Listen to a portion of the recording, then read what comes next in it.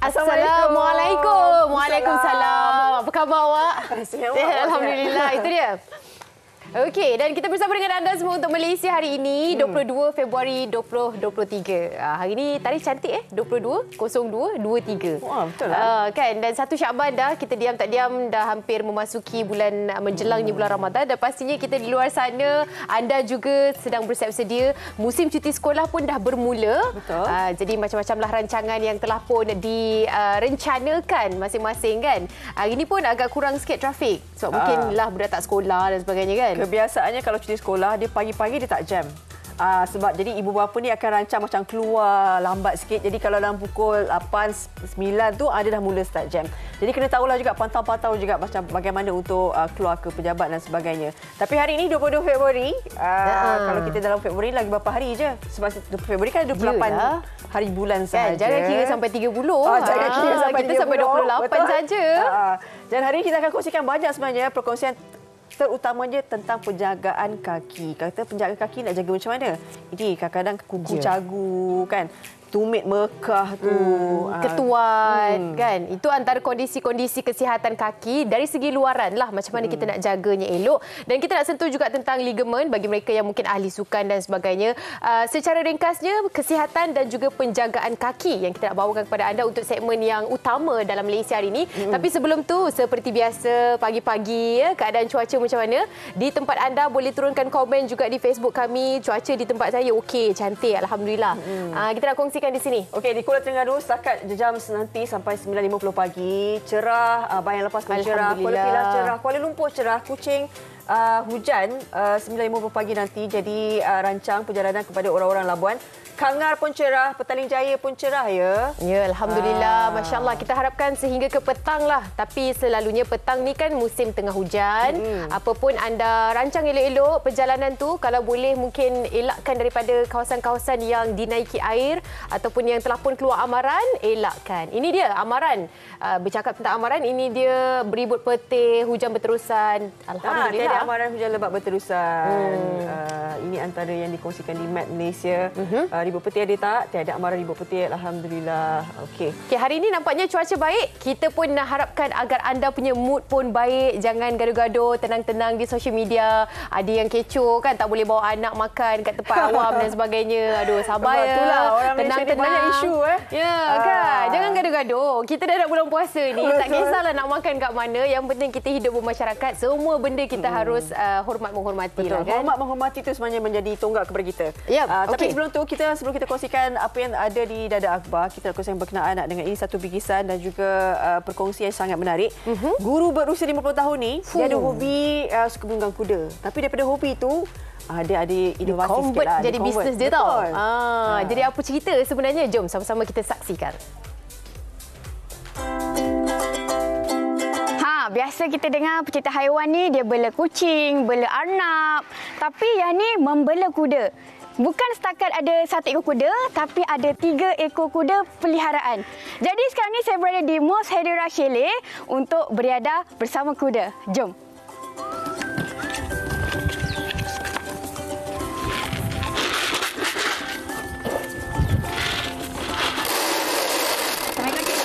Salam. Kita bersama dengan Cikgu Hisham Harun. Kenapa mesti orang tanya kenapa kita panggil cikgu? Pasal apa orang panggil cikgu? Saya ni sebenarnya memang pun seorang cikgu. Saya mengajar di Sekolah Menengah Seri Tanjung Keling. Tingkatan 6 lah option saya.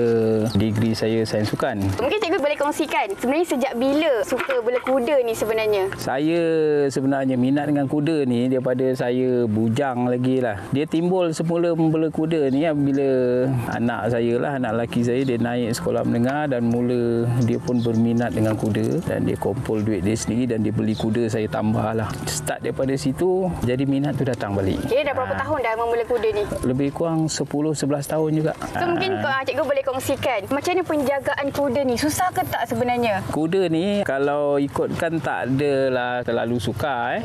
Cuma kita nak tukar sedikit habitat dia lah supaya dia lasak. Dia bukan macam saya ada kawasan kawasan saya lebih suka dia bebas lah. Jadi boleh meragut dan sebagainya. Kat situ kita ada jimat sikit dari sudut kos dia. Tapi walau bagaimanapun kita kena menampung juga dengan makanan yang lain, iaitu cikgu pakai pellet ni. Kalau kita tengok najis dia, kalau dia keluar berketul-ketul dan berminyak tu, makna dia sihat lah, memenuhi keperluan nutrien dia. Yang musuh utama dia adalah sakit perut ataupun dalam istilah dia dipanggil sebagai kolik. Selalu orang kata kuda ni kena jaga dia punya ladam tapak kaki dia tu. Tapak kaki dia, ladam dia. Kalau kita nak bawa dia bekerja, berjalan dan sebagainya, memang kita kena pasang ladam lah, kasut dia dekat kaki. Dan keempat-empat kasut sekarang ni kosnya lebih kurang dalam RM150 ke RM170 lah untuk 4 kaki. Cikgu ada buat servis juga untuk orang-orang yang nak sewa kuda-kuda ni. Mungkin boleh kongsikan. Cikgu juga ada kereta kuda yang cikgu beri perkhidmatan kepada majlis-majlis, suri kahwin, persaraan dan mereka yang menginap di chalet cikgu lah. Hari ini saya akan mencuba sendiri untuk menunggang kuda. Kita cuba. Betul cikgu dah nak naik ni? Betul. Bukan mimpi lagi dah. Okey. Nombor saya sebenarnya nak naik kuda ni. Nampak macam mudah tapi dah naik. Oh, susah rupanya. Okey, cikgu nak gimana? Cikgu macam jauh-jauh daripada saya. Apa nama kuda ni, cikgu?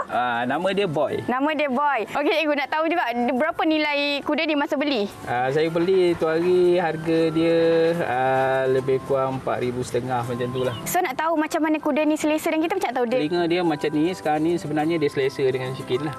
Agaknya Shikin tak berapa berat ke apa ke, mungkin dia selesa lah duduk kat atas tu. Yang pertama kita kena kenal dia.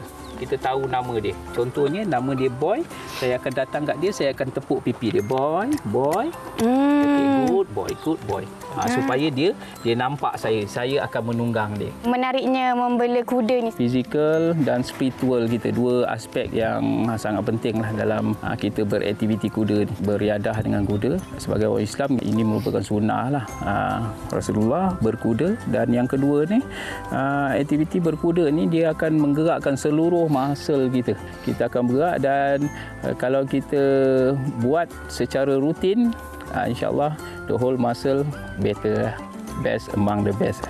Alright, seronok sebenarnya naik kuda ni. Pertama kali tadi naik agak mentar sebenarnya. Tapi di belakang tabir kalau tak tahu, si Boy ni bawa saya pergi toilet. Macam mana lah, tak payah nak handle sampai ke toilet dia bawa. Tapi seronok dengan hobi kayangan ni. Jom tengok saya naik kuda. Tapi sampai ke studio pula nanti kuda ni. Oh, wartawan Shikin ni ataupun kita panggil kokok ni, dia memang suka kan? Kalau tak naik kereta, naik kuda. Itu je, pandai dipilih. Pandai dipilih kerja. Kali ini di Melaka, kabarnya kalau anda mungkin ada waktu ke lapangan ataupun berdekatan lah dengan kawasan tu, rasa macam nak juga jalani bagaimana suasana bersama dengan mereka, macam mana yang kokok jalani tadi, boleh ke sana. Jangan risau kalau nak informasi, DM saja kami di Facebook MHITV3. InsyaAllah ramai ni admin-admin kita yang boleh tolong kat mana tempat dia awak nak pergi. Baik, okay. Sebab kita dah santai, mungkin itu antara lokasi yang boleh kalian bawa anak-anak sementara cuti sekolah ini. Kita kongsikan dulu apa yang terdapat di Dada Akhbar. Hari ini saya mulakan di berita harian. Di muka hadapan, wang haram dari Malaysia antara yang tertinggi di dunia. Dan Perdana Menteri mendedahkan laporan Integriti Kewangan Global GFI pada 2010, Panama Papers and Fedora Papers. Wang haram mencecah berbilion dolar dibawa keluar dari negara ini untuk disembunyikan di bank serta akaun luar pesisir oleh pemimpin politik dan kumpulan peniaga, iaitu antara yang tertinggi dunia. Bayangkan 200 bilion ringgit telah pun dibawa keluar dari Malaysia menurut laporan GFI pada 2010 berbanding 93 bilion 2009 pada 2009. Lepas tu 860 bilion ringgit aliran keluar wang haram dari Malaysia bagi tempoh 2001 hingga 2010. Banyak. Ya, itu dia wang haram. Bagaimana kita nak klasifikasikan wang yang kita dapat tu tak tergolong daripada wang ni, sangat sukar bila amount yang sangat tinggi. Seterusnya muka hadapan Cosmo, kita kongsikan sedikit secara ringkasnya 140,000 lesap angkara skim lot lidi. Ini dia, katanya suami isteri jadi mangsa penipuan penjualan tanah didalangi seorang datuk gagal dapat hak pemilikan. Ini bukan kes barulah, ini kes yang sebenarnya dah lama juga dikongsikan, bukan tidak asing lagi.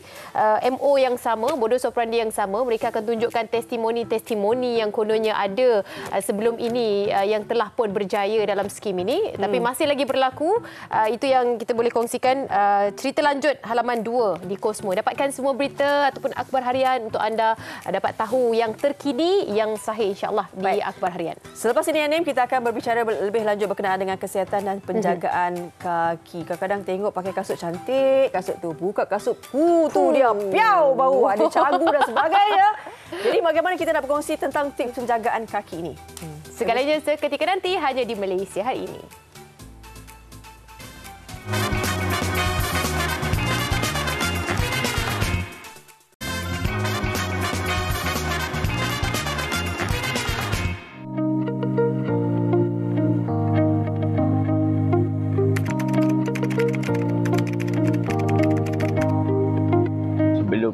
Sebelum saya mandi, saya kena gosokkan kaki saya pakai sabun dari hujung kaki sampai ke betis. Saya sok dalam air panas, taruh garam. Taruh garam, saya dalam setengah jam saya sok kaki dalam seminggu dua kali lah. And I also akan pergi untuk pedi-mani. So which is untuk keep all my nails and all bawah tapak kaki I supaya tak ada kulit tebal lah. Saya pakai shower gel. So I bersih air macam cuci tangan lah. Kasih depan, belakang, bawah. Kasih dia masak sikit. Kasih dia fully bersih lah. Kasih fully bersih. Lepas tu habis mandi, I kasih rub, kasih dia kering-kering lah.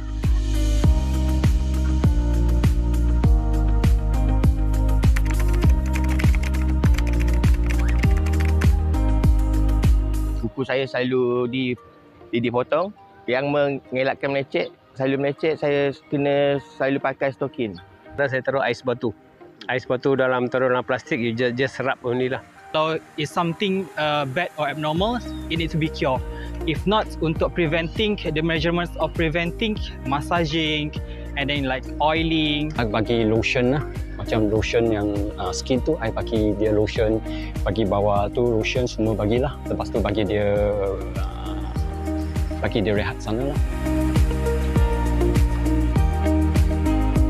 Wow, ya, saya sangat impresif ya mendengar bila sampai ke tahap lotion, sampai ke tahap ini dan dijaga dan dikatakan oleh lelaki. Itulah. Betul. Saya cakap, ada wanita ke? Ya, maknanya mereka juga sedar yang sebenarnya penjagaan kaki ini tidak terhad kepada wanita saja. Sebenarnya bila dah kaki tu, bila ada kondisi-kondisi yang mungkin berisiko berlaku, masalah kesihatan yang berlaku, dia boleh terjadi tak kira jantina. Lelaki, perempuan semua boleh jadi. Tapi jadi general lah kita hari ini. Topik bila kata penjagaan kaki sebab mungkin ramai yang tidak memberikan sepenuh perhatiannya. Kadang-kadang kita lebih menjaga muka sebab orang akan tengok nampak. Kaki ni tak nampak. Tertutup kan. Jadi sebenarnya kita perlu ambil perhatian lebih juga kepada kaki sebab kadang-kadang walaupun kaki tu tak nampak tapi kadang akan memberi kesan kepada kita juga kan kalau ada kuku, cagu, bernanah dan sebagainya, sakit nak jalan dan sebagainya. Hari ini kita akan bincangkan berkenaan dengan penjagaan dan juga kesihatan kaki bersama dengan Dr. Muhammad Kamal Muhammad Hisa, merupakan konsultan ortopedik dan pembedahan. Assalamualaikum doktor. Waalaikumsalam. Ya, Dr. Kamal dan kakinya hari ini dia bawa untuk berkongsi dengan kita. Tapi sebelum kita nak tahu tentang kesihatan dan juga penjagaan kaki ini, pastinya kita nak tahu anatomi kaki itu sendirilah kan. Nak kenal supaya kita tahu apa masalah-masalah kesihatan yang boleh berlaku di kawasan berkenaan. Mungkin Dr. Kamal nak kongsikan, silakan. Terima kasih Pak Farahin dan Anim Fariha. Saya kenalkan sekali lagi Anim dan juga Fariha. Okey. Inilah model tulang. Model tulang kaki ya. Ada berapa tulang kaki? Agak-agak. Kalau ikut label ni banyak ni. Ada 26 ya. 26. Untuk kaki saja. Kita belum satu badan lagi. Satu. Oh, satu. Wow. Kalau dua dah kali dua. Okey. So ada macam-macam, setiap satu ada nama-nama masing-masing lah, nama saintifik dia. So saya bersetuju dengan Farahi dengan Anim tadi yang penjagaan kaki amat penting. Dia lebih pada penjagaan muka. Ya, kita ada cermin muka tapi tak ada cermin kaki. Tak cermin kaki. So kita mandi, kita bersiap, kita tak tengok kaki. So bila sakit, bila kebas, bila bengkak, baru kita tengok kaki. Betul. So berapa kali sehari kita tengok kaki, berapa kali seminggu kita tengok kaki. Macam Anim cakap tadi, kalau cantik pun jalan tak betul, sakit, tak tegak, nampak cantik. So I think penjagaan tu penting juga untuk semua anggota badan termasuk kaki. Okey. Bila kita kata mungkin doktor boleh kongsikan apa sebenarnya antara penyakit-penyakit yang boleh menyebabkan luaran kaki kita ni, kan? Sebab kita tahu ada cagu, ada ketuat. Tapi sebenarnya kalau ikutkan berapa banyak? Itu dari segi saintifik punya nama. Ya. Kalau dari segi layman punya term, banyak-banyak nama yang kita boleh keliru. Ya. So, di antara penyakit-penyakit dia yang sebenarnya yang lebih tepat ialah keadaan condition, kondisi kaki. Keadaan. Sebab penyakit ni penyakit. Dia sebab disebabkan kita punya aktiviti tu, aktiviti sehari-harian. Apakah aktiviti seharian yang menyebabkan masalah tu, kondisi pada kaki. Yang paling biasa yang saya lihat dan terima pesakit, ya, masalah cagu. Ya, cagu, iaitu kuku tumbuh ke dalam kulit dan isi menyebabkan sakit. Nana-nana tu tau. Peringkat awal tak apa, kita boleh rawat di rumah. Tapi kalau peringkat yang saya sebagai pakar ortopedik, saya menerima banyak yang telah serius teruk, dah berbau, dah bernanah. So terpaksa melakukan pembedahan kecil. Kebanyakan kesilapan pembedahan, ya, dia keluarkan kuku saja. Dia akan jadi sekali lagi. So kita akan perlukan pembedahan prosedur yang dipanggil Zadek prosedur. Kita bukan keluarkan kuku yang tepi saja, tapi kita matikan dia punya tempat punca juga, tumbuh root tu, tu yang juga. kita panggil germinal matrix untuk kuku itu tumbuh. So akan selesai. Selain daripada cagu, penjagaan di rumah saya akan sentuh sikit. Penjagaan di rumah mungkin boleh digunakan ubat untuk tahan sakit, antibiotik. Yang penting kebersihan kena cuci. Rendam dengan air swam. Lepas tu boleh sapu antibiotik dan balut untuk elakkan kecederaan dan jangkitan seterusnya. Sebab lama kelamaan nanti dia akan jadi teruk kalau tak dirawat. So boleh rawat di rumah. Di hospital kebanyakannya pembedahan ataupun nasihat. So selain daripada cagu ialah yang kita panggil ketuat. Jangan silap ketuat dengan kutil ataupun kita panggil kon ataupun calocitis. Dia ada beza jugalah kalau kita nampak. Ya. Ketuat ni kalau kita tengok di skrin, ya, ini ketuat, ya. Dia disebabkan jangkitan human papilloma virus. Dia virus. Dia virus. Dia jangkitan virus, ya. Dia boleh berlaku pada titik satu tempat kecil ataupun macam ni dia besar. Merebak. Itu kita panggil mozaik kutil. So sakit, dia ada tanda-tanda hitam dan kadang-kadang dia boleh menyebabkan menanah juga kalau dibiarkan. Boleh bernanah? Boleh, berjangkitan kuman. Itu yang hitam tu apa, doktor? Ada akar dia ke apa? Bintik-bintik, ya. Itu bintik dia, akar dia. That's why kalau dari segi pembedahan kita kena remove akar dia juga. Dalam maknanya rawatan dia masih lagi pembedahan? Tak semestinya. Tak semestinya. Kalau peringkat yang awal mungkin... masih boleh dirawat, ya. Dirawat dengan ubat atau sebagainya. Yang penting kebersihan kaki sebab dia biasa ketuat ni disebabkan oleh keadaan kasut yang lembab dan panas. Maknanya suhu pakaian kasut dia kita berpeluh. lah, panas, dia kering. tertutup. Berkuap gitu kan. Berkuap. So dia mudah jangkitan. So dia jangkitan virus tu. So itu kebanyakannya boleh dielakkan, ya. Selain daripada ketuat macam saya cakap tadi is kon atau calocitis, ya. Itu macam dia lebih kurang sama tapi disebabkan oleh geseran tekanan yang berterusan ke atas kaki. Jadi dia lebihan kulit kan? Di tempat-tempat tertentu. Yang ni pula macam kematu. Ya. Itu dia panggil kematu, ya. Okey. Ini kematu. Ni disebabkan apa, doktor? Yang tadi kon tadi dia ada dua. Kon ataupun calocitis. Dia ketebalan kulit macam keras, ya. Kasut yang tak sesuai. Kasut yang sempit. Kasut yang ujung dia kecil. Kecil. Cinderella. Yes. Tapi doktor, kenapa ada setengah yang mungkin tak begitu sensitif? Maknanya ada setengah yang pakai sikit kasut salah pun dah tak boleh dah. Adakah disebabkan faktor bentuk kaki itu juga main peranan ataupun bagaimana? Kemungkinan. So yang penting kena cari kasut yang sesuai. Sesuai, ya, untuk kita kena belajar juga tu kan, macam mana nak tahu kasut kita sesuai dan sebagainya. Sesuai itu nanti saya terangkan dari segi kasut pula. So yang ni kita panggil ketuat atau calocitis atau kon. Kon dia satu tempat saja. Calocitis dia merebak macam tadi, ya. So macam saya cakap tadi dia sebabkan pergeseran dan ketekanan yang kerap, terutama kepada pesakit-pesakit yang selalu berlari, long distance runner. Tapi dia boleh jadi dekat bahagian belakang je lah. Maknanya atas tidak akan terkena. Kalau tekanan tu selalu di bahagian atas pun boleh. Sebabkan kasut yang tidak sesuai. Tapi kebanyakan di bahagian bawah. Ini pun kadang-kadang ada juga. Yes. Apa nama? Buku lali. Buku lali. Buku lali. Buku lali.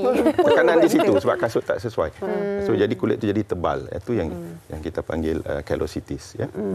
So rawatan dia adalah faktor-faktor ni boleh dikawal oleh kita lah. Betul. Sebab kita kurang perhatian benda tu. So berat badan doktor adakah juga memberi penekanan terhadap bahagian-bahagian tertentu yang menjadikan kondisi-kondisi seperti tadi? Yes, berat badan kalau berlebihan dia menyebabkan tekanan pada tu dan kita akan dapat kondisi yang dipanggil plantar fasciitis ataupun calcaneum spur. Tulang yang berlebihan di bahagian bawah calcaneum dengan di retrocalcaneum. Tulang berlebihan disebabkan oleh tekanan, berat badan dan sebagainya.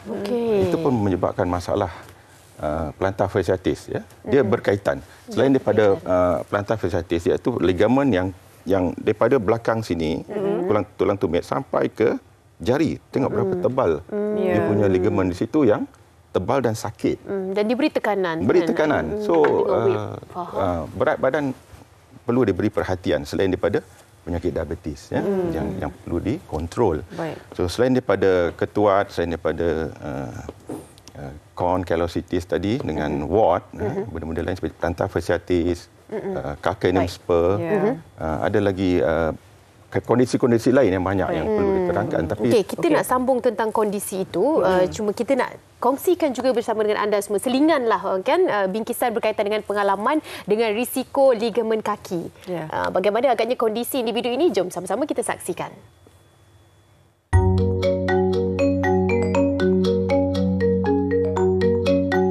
Walaupun ramai yang seolah-olah tidak memberi perhatian sepenuhnya tentang masalah kesihatan kaki, namun tanpa sedar, perkara ini dapat mengganggu rutin harian dan sedikit sebanyak menjejaskan kehidupan sosial. Individu yang mempunyai berat badan berlebihan, pesakit diabetes, pesakit jantung atau mereka yang mempunyai kesakitan pada lutut, pinggul atau bahagian belakang badan mempunyai kadar lebih tinggi. Mereka yang berusia juga lebih cenderung mengalami sakit kaki berpunca daripada kematu, kaki mengeras dan kecacatan jari kaki yang dikenali sebagai banyan feet. Hampir 75% daripada mereka yang mengalami banyan feet ini berhadapan dengan benjolan sendi atau bengkak menyakitkan pada sendi pertama ibu jari kaki. Golongan wanita lebih cenderung mengalami masalah sakit pada jari dan bahagian bawah jari kaki. Kebiasaannya, keadaan ini menjadi lebih teruk apabila meningkat usia dan berlakunya pertambahan berat badan. Manakala bagi golongan muda, masalah kaki berpunca daripada sakit otot dan tekanan pada tulang. Pemakaian kasut yang tidak sesuai juga memberi kesan. Misalnya, kasut wanita bertumit tinggi dengan muncung hadapan tajam, kasut sukan yang memerangkap kelembapan dalam kasut dan kasut yang terlalu ketat. Oleh itu, pemilihan kasut antara kriteria penting dalam menjaga kesihatan kaki. Bagi Abdul Rahman Kunyu, 25 tahun, berhadapan dengan masalah kesihatan ini apabila tisu kaki kirinya koyak akibat hilang keseimbangan ketika berjalan. So bila koyak tu agak merisaukan saya jugalah untuk melakukan aktiviti harian sebab kita tahu kaki kita ni memang adalah anggota badan utama untuk kita melakukan sebarang pergerakan dan sebagainya. Dan paksa berjalan tu memang sangat-sangat memang sakit lah. Itu pun selepas beberapa jam saya memang duduk terlentang. Memang nak pergi hospital punya time tu terpaksa berjalan. So turun daripada blok rumah untuk pergi ke hospital. So memang bisa dia, hanya Tuhan je yang tahu. Tapi saya terpaksa untuk mengesot sebab itu je cara dia. Yang mana memang nak angkat kaki pun dah tak boleh. So cara terakhir ataupun jalan terakhir dia memang seret kaki tu sampailah ke destinasi yang ingin ditujui. Jadinya mungkin pengajaran-pengajaran yang saya boleh ambil lepas ni mungkin tengok jalan tu sama ada jalan tu betul ke, jalan tu orang kata bengkak-bengkok ke, melandai ke dan sebagainya. Dan lagi satu juga mungkin ini adalah salah satu motivasi untuk saya lah untuk mengecilkan sedikit berat badan supaya apa-apa benda yang berlaku dekat kaki ni tak seteruk yang sekarang ni. Walaupun perkara ini bukan sesuatu yang baharu, aspek penjagaan anggota badan memerlukan pemerhatian berterusan agar sentiasa berada dalam keadaan baik. Kesihatan kaki jika tidak dijaga rapi, akhirnya memudaratkan diri.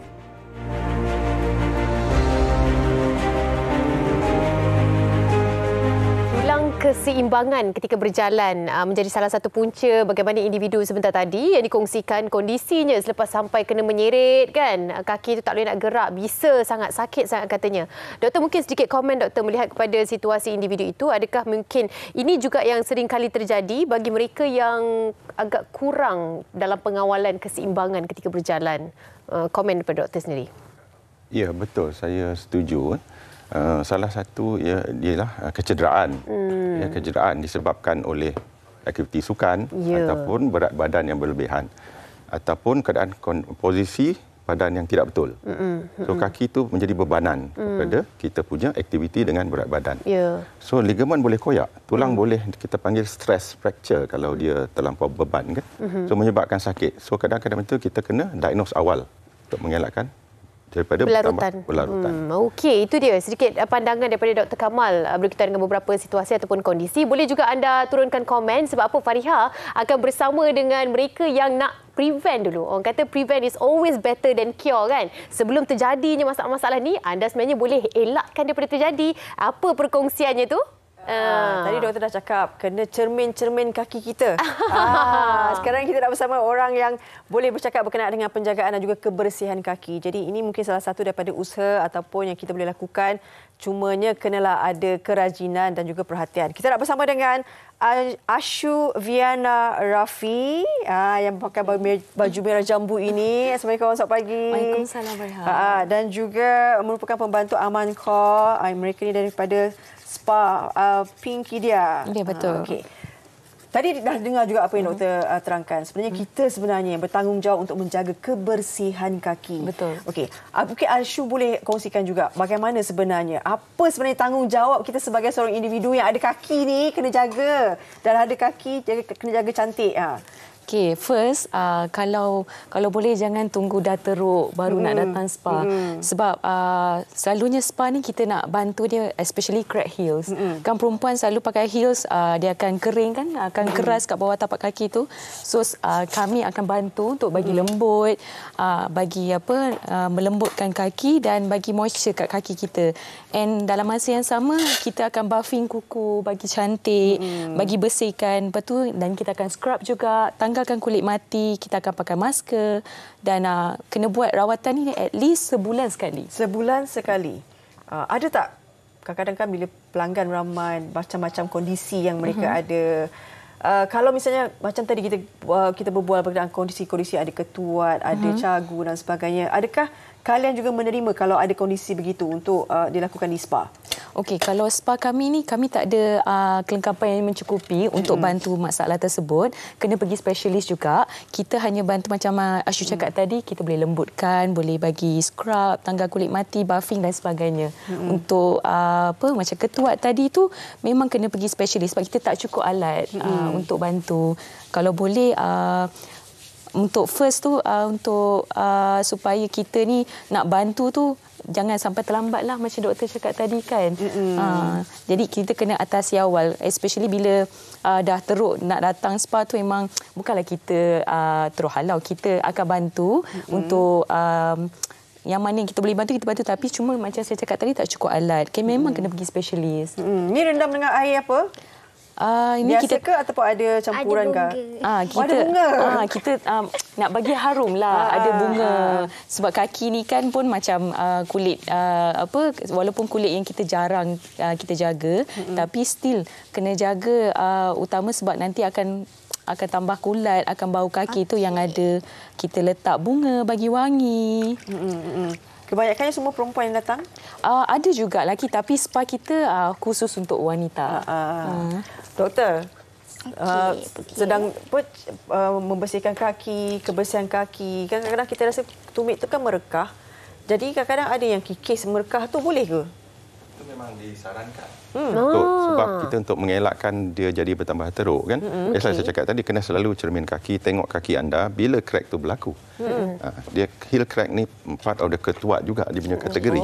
So I think pergi ke spa, buat pembersihan kaki, kikis, hilangkan itu ketebalan kulit tu dengan batu ke kikis tu kan, dan mengelakkan daripada lagi bertambah teruk. Infection kan, jangkitan dan sebagainya. sebagainya. Okey, kadang-kadang kaki kita rasa kebas. Mungkin ada yang juga kan tiba-tiba duduk lama sangat kaki rasa kebas, berjalan tak rasa, kena pakai stokin sentiasa dan sebagainya. Kalau kondisi-kondisi sebegitu selalunya berpunca daripada apa, doktor? Selain daripada masalah kencing manis, kebas kaki disebabkan oleh neuropathy, keadaan pesakit normal juga boleh menyebabkan itu sebab posisi yang tak betul. Terlampau berdiri lama. Ataupun berdiri dengan satu kaki yang lama. Lepas tu you tak ada exercise antara posisi itu. Jangan terlalu lama. Sebab kaki boleh menjadi bebanan, tekanan di situ.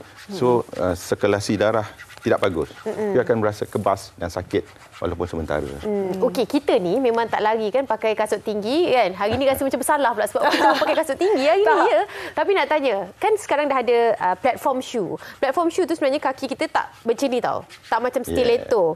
Tapi adakah ianya juga dibenarkan sebab macam mana pun kita nak memanipulasi lah kan. Kita nak tinggi juga. Tapi tinggi sekarang dia dah ada platform shoe yang tak perlu posisi kaki kita sebegini. Kita akan terus sahaja begini. Adakah itu dapat menjaga juga kondisi kaki? Ya, saya setuju sebab banyak kasut sekarang yang tengah moden yang untuk mengelakkan kondisi-kondisi penyakit begini ya. So dia disarankan beli kasut yang betul. Yang sesuai untuk anda ya. Ikut kepada anda punya kaki saiz yang betul, ukur dulu sebelum beli, cuba dua-dua kasut ya, berjalan dah sesuai baru beli. Dan tapak dia kena lembut. Kalau bahagian atas lembut kena kasut yang dari jenis kulit. Ya. Okey. Kalau tadi tengok Aman kau ni buat kaki Ashu ni lembut, dia pegang kaki tu macam pegang emas letak di atas ni. Aman mungkin nak tanya juga sebenarnya macam mana untuk menguruskan kan ataupun kita nak handle sebab awak adalah individu yang dipertanggungjawabkan untuk menjaga dan membersihkan kaki itu. Mungkin boleh ceritakan jugalah sebab kadang-kadang kita kaki ni memanglah untuk berjalan tapi bila tugasan tu untuk membersihkan tu kan mungkin boleh ceritakan juga pengalaman. Apa yang kena buat? Paling lama berapa lama ambil masa? 1 month. No. Tak sekali sesi, satu sesi. About dalam 30 minit macam tu. 30 minit. Sebab kita nak rawat ni kadang depends pada kita punya customer lah. Sometimes have heal lot kan, crack heels then take time. Kalau sebab keras sangat kan.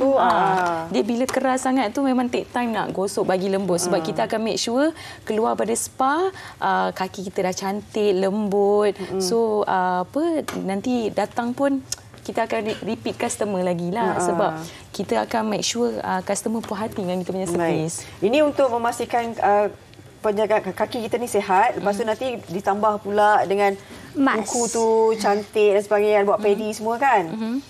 Mungkin doktor, ini antara usaha tanggungjawab kita juga sebenarnya. Sebenarnya boleh buat kat rumah juga kan kalau ada bahan-bahan tersendiri. Ya, kan. Itulah tadi rasa macam lepas ni kita nak pergi spa kaki sebelah sana tu. Baik, itu perkongsian kami berkaitan dengan kesihatan dan juga penjagaan kaki. Kita nak bermanja-manja sekejap di sana. Anda boleh rehat seketika, kembali selepas ini kita akan berkongsi lagi banyak. Terima kasih kepada Dr. Muhammad Kamal Muhammad Hisa, konsultan ortopedik dan pembedahan dari Hospital Columbia Asia Puchong. Terima kasih banyak-banyak dan kepada anda teruskan bersama dengan kami hanya di Malaysia Hari Ini.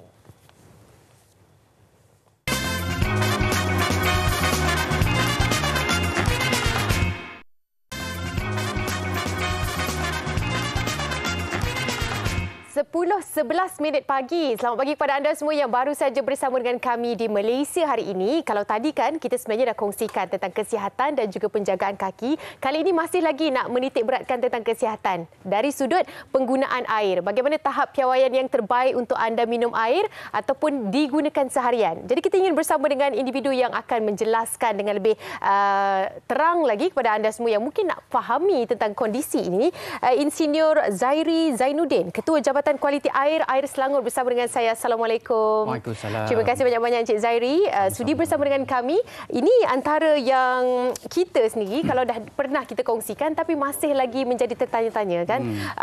Untuk dikatakan seluruhnya pengguna di Selangor, Kuala Lumpur dan Putrajaya hampir 9.1 juta penduduk yang akan menitik beratkan tentang kualiti air ini. Bagaimana kita nak fahamkan tentang mereka? Kualiti yang sering kali dititik beratkan bagi pihak Air Selangor sendiri. Silakan. Baik. Apabila kita menjawab soalan berkenaan tentang kualiti air, di Malaysia Kementerian Kesihatan telah mengeluarkan satu garis panduan yang dipanggil National Drinking Water Quality Standard ataupun Piawaian Kualiti Air Minum Kebangsaan. So Piawaian Kualiti Air Minum Kebangsaan yang telah dikeluarkan oleh Kementerian Kesihatan Malaysia diambil daripada Pertubuhan Kesihatan Sedunia WHO. Jadi dari segi piawaian kualiti air minum di Malaysia, kualiti yang telah diset oleh Kementerian Kesihatan Malaysia adalah satu kualiti yang setanding dengan negara-negara maju. Baik. Seperti Singapura, Australia, Jepun, Korea. Jadi kalau nak berbanding kalau kita nak bercakap tentang pematuhan dari segi kualiti air minum di Selangor, kita sendiri sentiasa mencapai di antara 99.5% ke atas. Konsisten every year, kita memang konsisten. Dan kalau kita lihat dari segi program quality assurance yang dikendalikan oleh Kementerian Kesihatan Malaysia, iaitu satu program untuk melihat prestasi water operator di negeri-negeri lain, kita boleh lihat Air Selangor sendiri berada di dalam best top 3. So maknanya penduduk pengguna di negeri Selangor, Kuala Lumpur dan Putrajaya memang mendapat air yang sangat berkualiti daripada Air Selangor. Okey, dan nak jaga kualiti itu pun satu lagi proses yang agak mencabar dengan keadaan sekarang ni dan sebagainya untuk memastikan kita juga mendapat piawaian yang tertentu. Bagaimana cara yang terbaik yang boleh kita fahamkan bersama untuk menjaga kualiti air tertentu yang dilakukan sekarang ni? Baik. Okey, tahu tak kita ada berapa banyak loji air di Selangor? Tak tahu. Soalan cepu cemas ya. Siapa tahu, siap cepat-cepat komen di Facebook kami. Siapa tahu. Okey, di negeri Selangor kita mempunyai sebanyak 34 buah loji rawatan air. 34 ya. Di 34 buah loji rawatan air ini kita akan melakukan ujian kualiti air setiap 2 jam. Maknanya pukul 8 pagi, ujian 10 bagaimana? pagi. Ujian kebersihan. Dari segi kualiti. Nak pastikan kualiti itu memang comply patuh dengan piawaian kualiti yang saya sebutkan tadi. Setiap 2 jam? Setiap 2 jam. Wow. So sekarang ni pukul 10, maknanya 34 loji tersebut serentak semuanya akan buat ujian kualiti air di makmal. Untuk pastikan air yang kita hantar dan agihkan kepada pengguna memang mematuhi kepada kualiti yang kita telah ditetapkan oleh Kementerian Kesihatan. So selepas itu apabila air tersebut dipam dan ditransfer ke kolam-kolam agihan, di kolam agihan sendiri kita ada memasang online analyzer sebanyak 190. Online analyzer ni lebih kepada satu alat instrumentation untuk kita pantau kualiti air yang berada di agihan. Maknanya kita cuma monitor daripada number sajalah. Betul. So online analyzer ni akan memberi kita alarm, dia akan trigger alarm sekiranya terdapat pelanggaran kualiti air. Apabila kita dapat, tim kita akan turun ke tapak untuk mengambil tindakan seterusnya. Dalam masa yang sama, kita juga melakukan cucian kolam. Kita ada 1,500 lebih kolam imbangan. Kita juga memasang secondary chlorination lebih kepada untuk pastikan di bahagian hujung sistem agihan kita klorin sentiasa berada dalam jumlah yang tertentu yang telah ditetapkan oleh Kementerian Kesihatan. Ya, itu dia sebenarnya banyak ya proses yang dilakukan. Ada satu lagi inisiatif yang baru-baru ini kita tahu iaitu Trust Our Tap 2028. Betul. Bagaimana penjelasannya? Mungkin nak kongsikan bersama dengan kami. Trust Our Tap 2028 ataupun Yakini Air Kita 2028 adalah salah satu pelan inisiatif, pelan strategik yang telah dibangunkan oleh Air Selangor untuk kita mendapat keyakinan kepada pengguna kita bahawa air yang kita agihkan kepada pengguna adalah selamat dan boleh diminum terus daripada paip. Ya, itu dia. Nampak tak? Kita terus keluarkan kepada anda. Boleh diminum terus. Yang penting keyakinan kita kan. Maknanya Trust Our Tap itu merupakan satu misi yang begitu besar Hajat yang nak sampaikan. Kata-kata akhir daripada Encik Zairi sendiri dan alang-alang tu mungkin boleh selitkan juga. Adakah kita masih lagi memerlukan water filter di rumah? Secara konklusinya bagaimana untuk disampaikan kepada mereka, pengguna kita? Ada pasal water filter tak? Alamak, aduh, mestilah ada. Sebab kita semua dah terpengaruh dengan promosi ni kan. Pasang nak bersih, nak sihat. Betul. Okey. Sebenarnya kepada pengguna-pengguna yang memasang unit filter di rumah, fungsi filter ni saya faham lebih kepada untuk mendapatkan air yang lebih bersih. Yeah. Sebenarnya filter tersebut akan menyingkirkan mineral-mineral yang memang semula jadi berada di dalam air kita. Contohnya macam kalsium, magnesium, iron, fluoride dan klorin sekali. So sebenarnya di dalam unit filter tu terhadap beberapa jenis media filter. So yang paling saya katakan yang paling mustahak saya percaya adalah activated carbon. Tetapi activated carbon ni dia akan menyerap klorin. So menyebabkan air selepas melalui filter tiada klorin. Bila tiada klorin, tiada protection yang ada di dalam air kita yang boleh memastikan air tersebut selamat daripada sebaran bakteria. So bila air itu pergi ke tangki air kita di rumah dan pergi kepada tap, air tersebut tidak ada protection. Jadi kebarangkalian untuk tercemar dengan bakteria adalah sangat tinggi. Penjelasan ini mungkin dapat anda perhalusi semula bagaimana keputusan kita untuk menjaga kebersihan dan kualiti air di rumah. Terima kasih banyak-banyak kita ucapkan pada Insinyur Zairi Zainuddin, Ketua Jabatan Kualiti Air Selangor. Apa-apa informasi lanjut anda boleh sahaja pergi ke hydrohub.airselangor.com untuk pertanyaan ataupun informasi lanjut lagi. Terima kasih banyak-banyak kita ucapkan Encik Zairi. Kita nak rehat seketika. Anda jangan ke mana-mana tahu. Selepas ini kita ada sedikit perkongsian kali ini tentang Masterclass Bulletin. Apa cerita agaknya? Segalanya seketika nanti. MHI.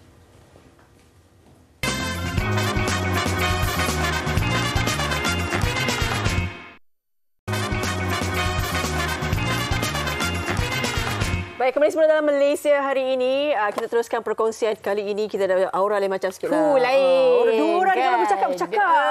Kita standby untuk tutup mulut je lagi. Sebab akan ramai yang bercakap di sini. Masterclass Bulletin. Kita tampilkan dua penyampai radio yang terkemuka bersama dengan anda semua. Tak perlu lagi diperkenalkan sebenarnya. Izwan Azir dan Muaz. Sihat ya? Alhamdulillah. I'm good. Alhamdulillah. Terus British. Okey, berkenaan dengan Masterclass Bulletin. Sebelum tu kita nak tanya juga. Okey, sebelum ni kan Muaz kan dengan pasangan yang lain. Awak suka bertukar pasangan Ya, tuntutan kerja. Saya pada yang satu je. Bila digandingkan dengan Izwan Azir, bagaimana hubungan kimia antara kalian berdua? Kimia tu kimia tu. Dia jangan biologi. Bukan. Dia fizik, secara fizik. Tak, chemistry ni memang tipulah dalam masa satu hari boleh kita dapat kan. Tapi dia mengambil masa, tapi alhamdulillah lah setelah beberapa hampir setahun lebih kita bersama dah dapat dah chemistry tu. Setiap orang ada keunikannya. So kita hormati pasangan kita, apa kelebihan dan kekurangan yang dia ada. Saya rasa senang dapat chemistry. Dia menariknya sebab Muaz ni dia lebih kepada entertainment kan. Betul. Dia dengar lagu dia dah tahu dah. Dia tahu sejarah lagu tu. Saya pula mungkin lebih kepada current affairs kan. Jadi satu mix yang melengkapkan satu sama lain. Betul, itu yang paling penting kan. Betul. Yang tak ada ditambah, yang ada ditambah baik juga kan. Okey, cerita tentang Bulletin FM ini, mereka adalah antara individu ataupun perkongsiannya di social media sekarang ini semakin lama semakin mendapat perhatian kan. Kalian turun padang, ada juga pergi ke pusat gelandangan. Contohnya ini, pergi ke mana ni? LRT mana? Sambutan Hari Kebangsaan. Sambutan Hari Kebangsaan. Macam-macam lah. Kita dah dulu kita tengok ataupun nak dengar radio ni dengan suara saja. Sekarang dah nampak muka mereka di mana-mana untuk perkongsian. Jadi macam mana inisiatif ini disambut baik daripada kalian berdua? Sebenarnya apabila pendengar-pendengar dapat bertemu sendiri dengan kami yang hanya kedengaran suara di radio, mereka sangat teruja.